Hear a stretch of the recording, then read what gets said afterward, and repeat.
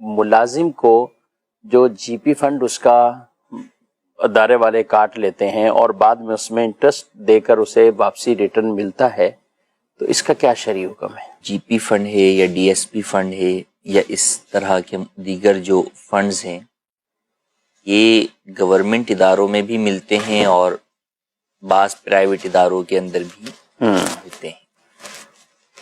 بنیادی طور پر اس میں جو تنخواہ میں سے پیسے کٹ کر جمع ہو رہے ہیں وہ آپ کی ہی جو ہے وہ مال ہے، آپ کا ہی پیسہ ہے، ملکیت ہے، آپ کی ملکیت ہے، تو اس کا لینا آپ کے لیے جائز ہے، اس میں حرج نہیں ہے۔ یوں ہی بعض جگہوں پر کمپنی کنٹریبیوٹ جو ہے وہ کرتی ہے، اس میں اپنا حصہ ملاتی ہے، تو یہ بھی لینا جائز ہے کہ کمپنی کی طرف سے یا تو پارٹ آف دا ایگریمنٹ ہونے کی وجہ سے آپ کی سیلری کا پارٹ ہے یا بونس اور انعام کی حیثیت ہے۔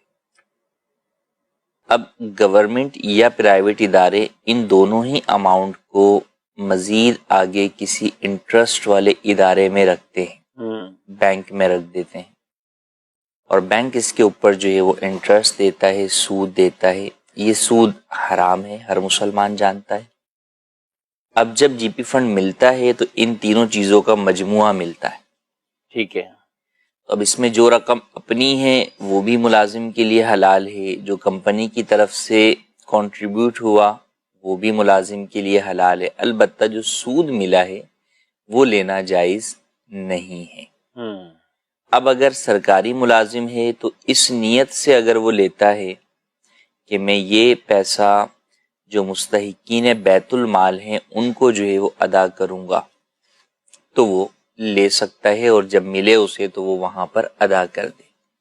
مستحقین بیت المال جیسے ایک تو ہم بات کرتے ہیں شرعی فقیر مستحق کے زکوٰۃ کو، اور اس کے علاوہ اگر ہم جو ہے وہ مزید آگے بات کریں، جب مستحقین بیت المال کی بات کرتے ہیں تو معذور، اپاہج لوگ، بیوہ جس کا کوئی جو ہے وہ کرنے والا نہیں ہے، تو یہ بھی مستحقین بیت المال میں شمار ہوتے ہیں کہ انہیں بھی دیا جا سکتا ہے۔ تو شرعی فقیر سے تھوڑا سا وسعت والا مفہوم یہاں پر پایا جاتا ہے۔ یہ تھا گورنمنٹ والے میں، لیکن پرائیویٹ والے میں ایسا نہیں ہے۔ پرائیویٹ والے میں بہرحال وہ سود کی رقم ہے، اس کو شرعی فقیر مستحق کے زکوٰۃ کو بغیر نیت ثواب صدقہ کرنا ہوگا۔ ٹھیک ہے۔ یہ حکم ہم نے بیان کیا کہ کسی نے جب یہ کام کر لیا اور اسے پیسے ملے تو اب وہ اسے کیا کرے۔ اسی مسئلے کا ایک ابتدائی پہلو ہے کہ جب آپ کسی ادارے میں جاب کرتے ہیں تو آپ کو یہ فنڈ کی فیسلٹی اویل کرنی چاہیے یا نہیں کرنی چاہیے۔ ٹھیک ہے، شروع سے ہی اس کے لیے، اور یہ آپشن بھی موجود ہوتے ہیں۔ یہ آپشن بھی موجود ہوتا ہے، تو بعض جگہوں پر تو یہ آپشن موجود ہوتا ہے یس یا نو کی صورت کے اندر، تو وہاں پہ بالکل یس ہرگز نہیں کرنا چاہیے، بلکہ نو والی پوزیشن کو ہی اختیار کرنا چاہیے، یہ فنڈ حاصل نہیں کرنا چاہیے، کیونکہ اس کے ایگریمنٹ کے اندر آپ گویا کہ سود کا ایگریمنٹ بھی کر رہے ہوتے ہیں۔ Number 1 point. نمبر 2 یہ کہ بعض جگہوں پر لینا تو کمپلسری ہوتا ہے آپ کو، البتہ اس کے اماؤنٹ کے اندر آپ کے پاس اختیار ہوتا ہے کہ آپ منیمم اتنا ہے، میکسیمم آپ جتنا چاہیں اپنی اس جو ہے وہ پالیسی کو زیادہ جو ہے وہ آپ بڑھا لیں۔ ٹھیک ہے۔ تو اب اس صورت کے اندر بھی کم از کم والی جگہ کو اختیار کرنا ہوگا، کم از کم اماؤنٹ کو اختیار کر کے ہی اس کو لیا جائے گا، اور لیتے ہوئے گورنمنٹ اداروں میں اسی وقت ہی یہ نیت کرے بندہ کہ اس میں جو کچھ بھی میرے اور حکومت کے پیسوں کے علاوہ جو اضافی مجھے سود کی صورت میں ملے گا وہ میں مستحقین بیت المال میں خرچ کروں گا۔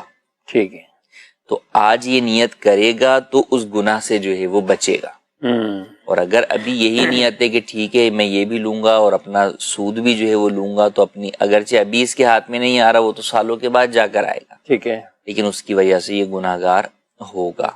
تو لہٰذا اپنی نیت بھی درست کرنے کی حاجت ہے، جہاں پر اختیار ہے لینے نہ لینے میں وہاں نہ لینے کی طرف بڑھنا ضروری ہے، ٹھیک ہے۔ جہاں کم یا زیادہ کا فرق کے اعتبار سے اختیار ہے تو وہاں کم والی صورت کو اختیار کیا جائے گا۔ ٹھیک ہے، ماشاءاللہ بڑی وضاحت کے ساتھ آپ نے یہ مسئلہ بیان فرمایا ہے، اور اس میں کئی لوگ مبتلا بھی ہوتے ہیں، اور تقریباً اکثر بیشتر ملازمین ہیں وہ پوچھ بھی رہے ہوتے ہیں، اور اسی سے متعلق ان کو زکوٰۃ کے بھی مسائل درپیش ہوتے ہیں. جب ان کا فنڈ وہ خود نصاب تک پہنچ رہا ہو یا دیگر اموال کے ساتھ جو خود اس کی یہ تنخواہ کٹ رہی ہے تو زکوٰۃ کے معاملات بھی آئیں گے اس کے اوپر. جی ہاں بالکل، اس کے اوپر زکوٰۃ کے احکام بھی آئیں گے. کئی صورتوں کے اندر قربانی کا حکم بھی لازم ہوگا.